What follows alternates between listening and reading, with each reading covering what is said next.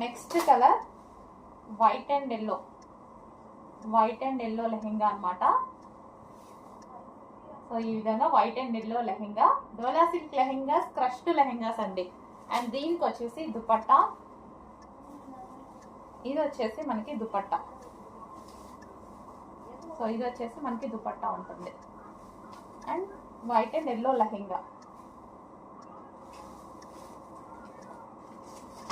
And next colour white and pink, white and magenta pink.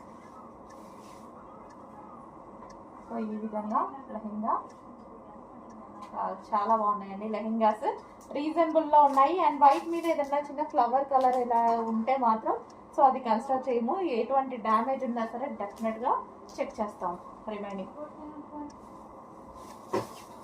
And ఇది